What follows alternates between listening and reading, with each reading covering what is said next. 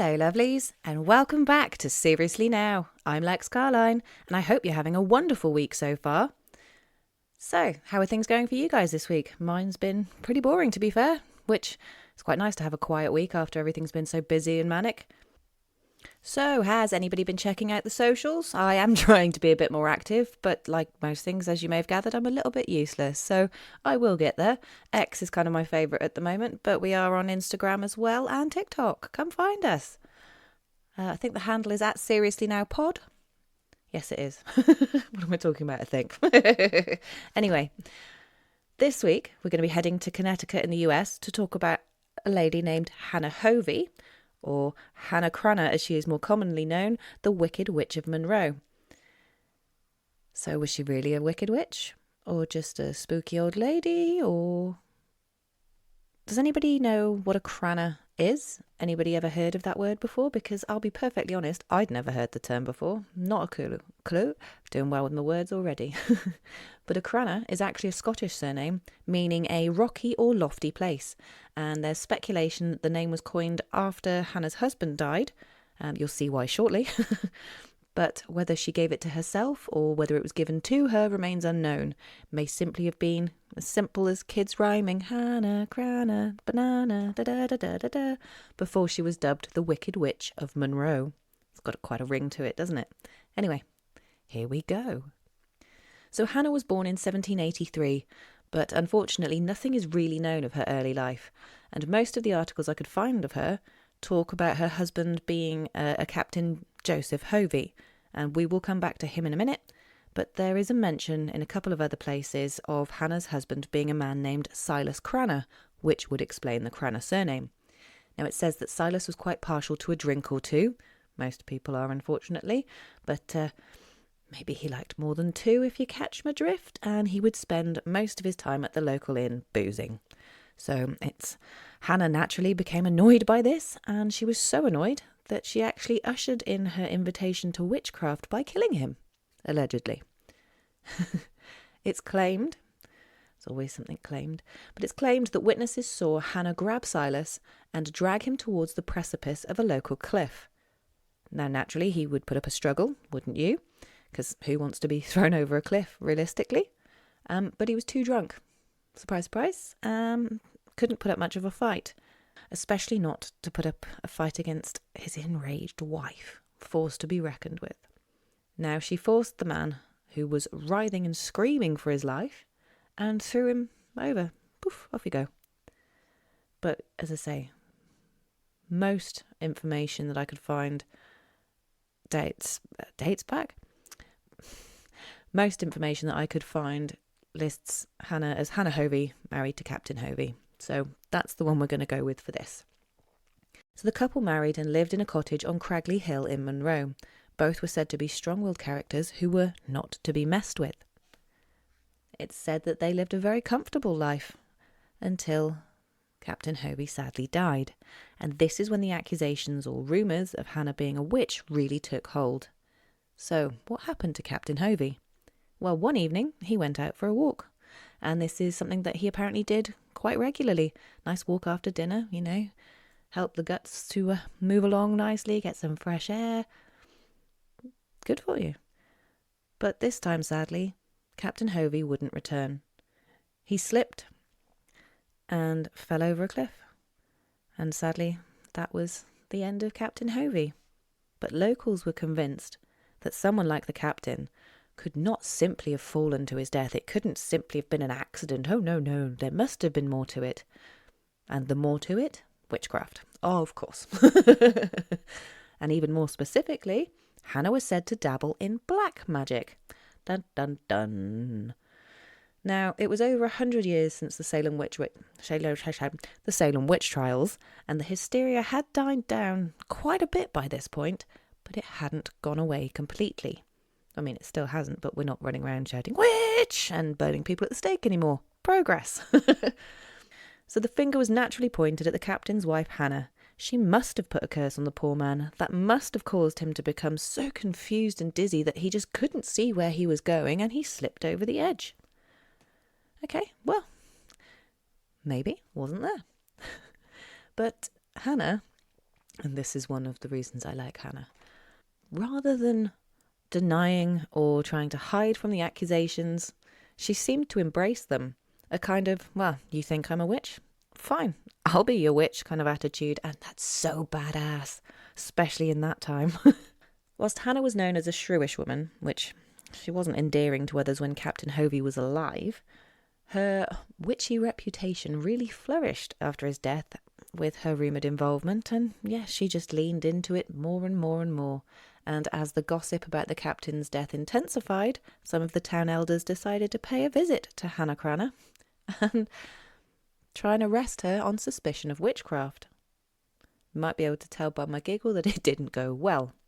Anyway, many at the time would, and probably even today, would be terrified at the thought of being charged with witchcraft. But the town elders really did little to scare Hannah. Balls of steel. She merely cackled at them, turned round, dropped her trousers, and mooned them. Yes, she bared her bum at the town elders. So this caused the officials to back off. They're like, okay, Sheila cray, we're going to stay away, because I'm sure they didn't want to risk incurring Hannah's magical wrath. Or any general craziness, because, that's kind of off-putting too. But Hannah would never, ever be tried as a witch, despite the reputation and despite her carryings on, and that generally involved Hannah getting her own way. She would stay living in the same cottage up on the hill for the remainder of her life, and she would wear only black, as the widow's colour, I suppose, and it was usually long flowing skirts which would sway in the breeze, again tying into a very witchy effect. And it's really easy to call an eccentric old woman a witch, but then she might well have been. She could have been both.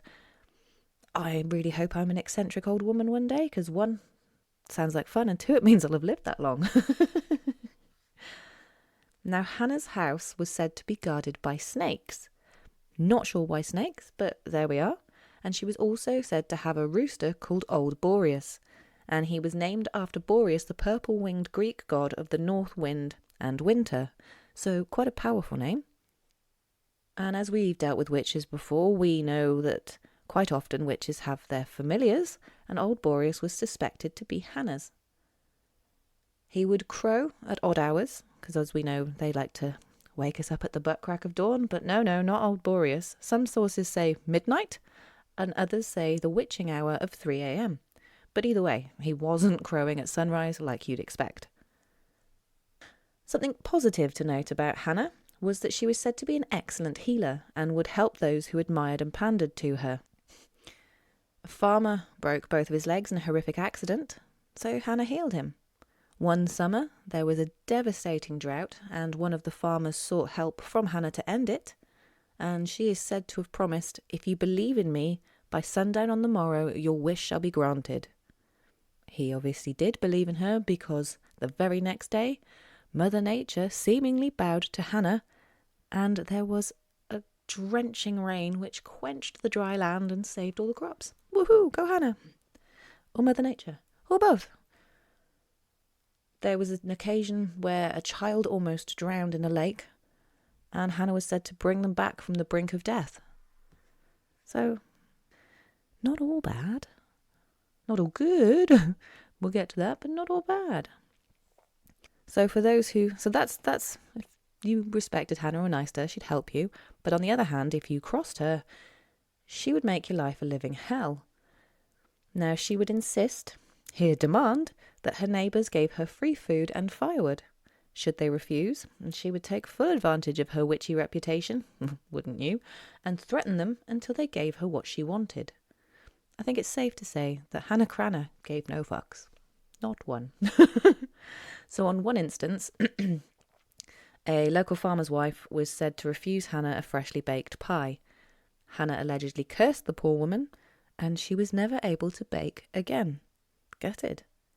Another instance is where a man was caught fishing. Hannah caught the man fishing for trout on her property, and again she placed a curse on him, and he was never able to catch a fish again.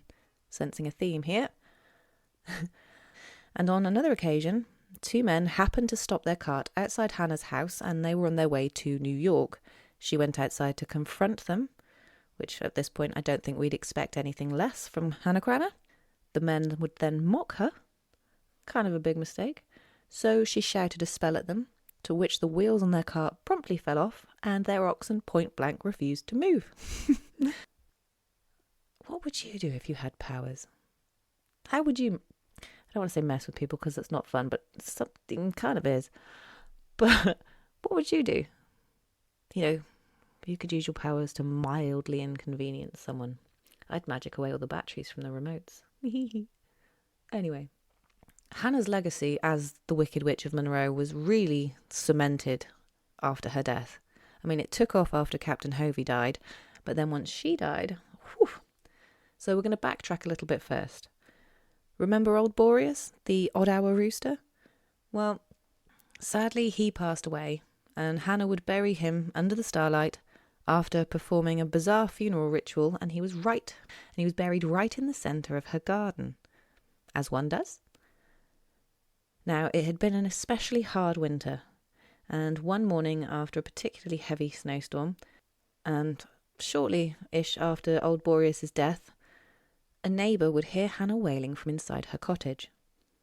She had taken old Boreas's death as an omen, which in witchy folklore, if you're familiar, dies, I believe that the witch is said to soon follow. I could be wrong. Please let me know if you can correct me, but I'm pretty sure that's how it goes.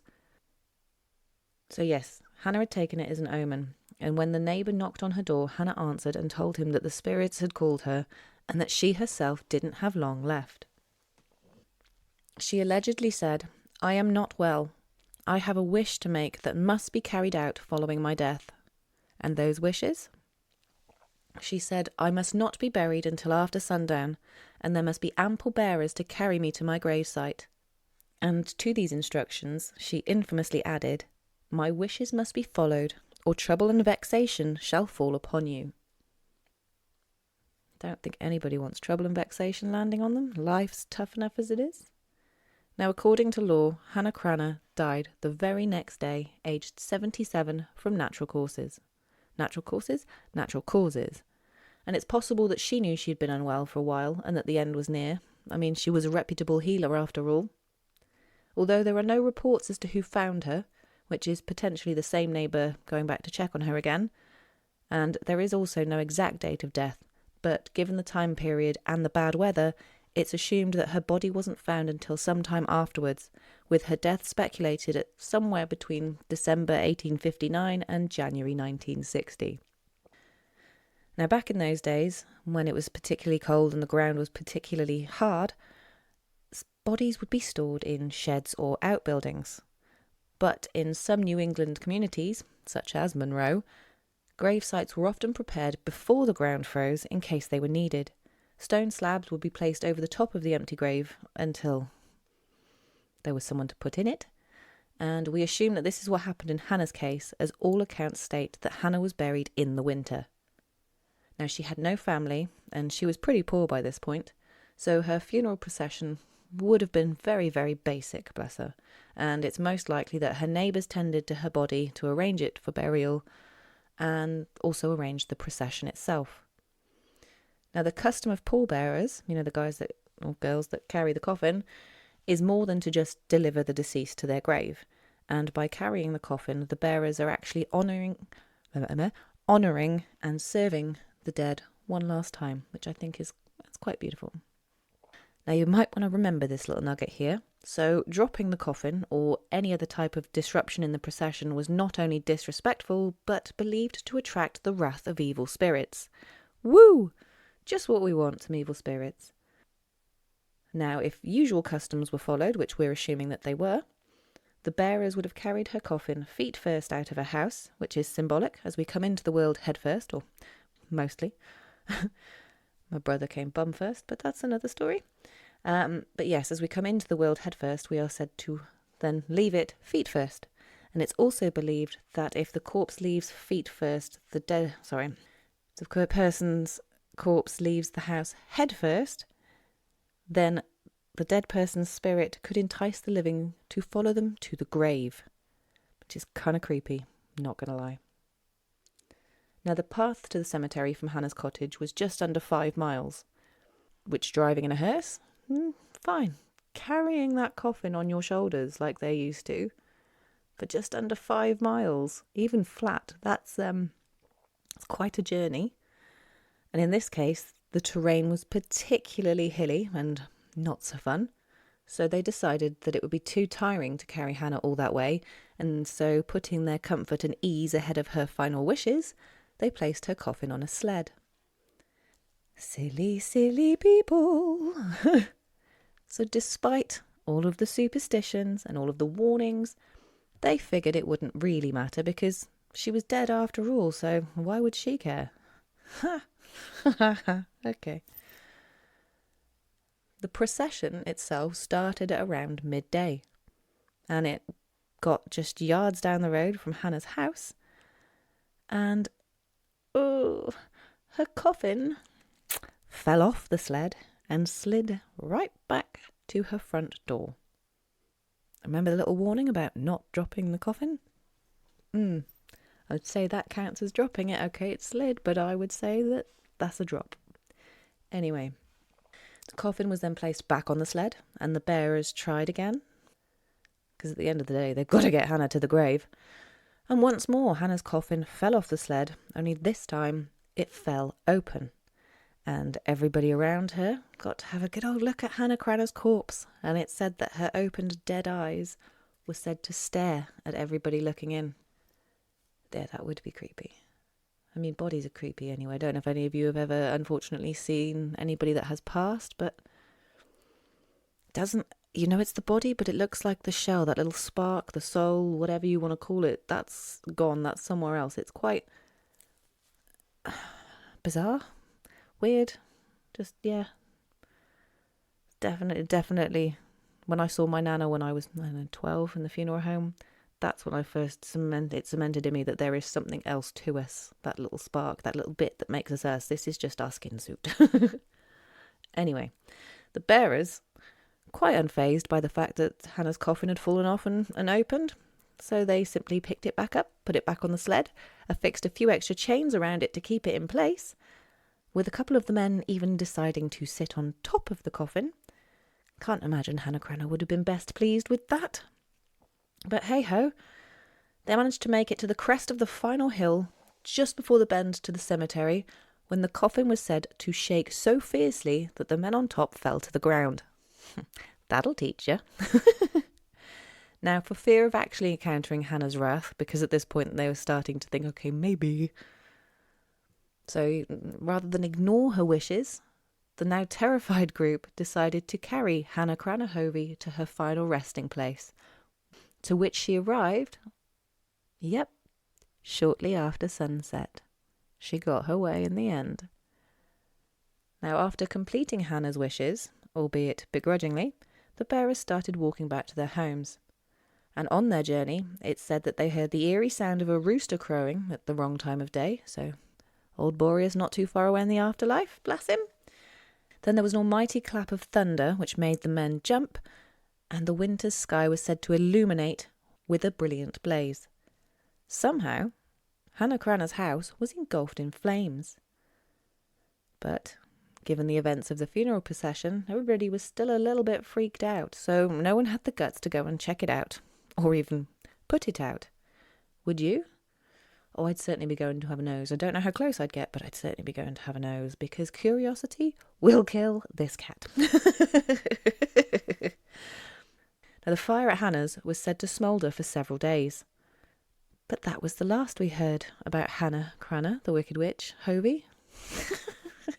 No, of course it wasn't. The Monroe Library and Historical Society still talk of Hannah Cranna every Halloween, but there's more. So Hannah's headstone is in Gregory Four Corners Cemetery, which is the tiny burial ground on Spring Hill Road. It was established in 1791, and by the pictures I could find online, doesn't really look like anyone has done much to it since then. It's, dilapidated is a good word. Most of the headstones have now been worn down into little nubs, and the few that are still standing are so worn by time and weather and things that deciphering who lays there is pretty much impossible. But there is one headstone which sets itself apart from the rest. The writing is perfectly legible and the stone is still a brilliant, clean white. Just in case you can't guess, yes, this headstone belongs to Hannah Cranna Hovey. Now, there are claims that the town of Trumbull, the cemetery itself is on the line between Trumbull and Monroe, replace the headstone every year, but there are no actual records of the stone ever being changed. It is made of a different stone, or said to be made of a different stone to the others in the graveyard. Couldn't find what the differences are, but that obviously has contributed towards its look. But then to still look that perfect over 160 years later, something's going on somewhere. Now, Hannah's headstone itself is actually set atop a high bank that overlooks the road. Yet there are many reports of a spectral woman appearing in the middle of the road, causing drivers to swerve around her and collide with the headstone and die. Now, it's quite an impressive feat given the location of the stone, because you can quite easily, you can Google the pictures online, and it's up a bank off the, it's quite a good one, quite an interesting one to somehow get up there. Yeah, impressive. Well, not really, because dead, but So what do you think about that? Urban legend or paranormal phenomenon? Because I'm not sure. But this time, that really is the tale of Hannah Cranna Hovey. And I myself think she was a bit of a badass. I'm going Hannah Cranna in my old age, thank you. So next week, again following on with the spooky season, because we are in October, we will be looking at a true crime case that occurred on Halloween. It's a triple murder. It's a doozy. But tune in next week to find out more. And if you made it to the end, thank you so very much for sticking it out with me. I love you so much. No more kisses, I'm sorry. But I do. I love you all. I appreciate you all. I thank you all for being here with me. As always, our email address for content ideas, feedback, just to say hello, is seriouslynowpod@gmail.com. It's the same for our PayPal should you wish to donate. And you can find me on the socials at seriouslynowpod. So until next time, lovelies, stay safe, stay free, and stay weird. Bye-bye.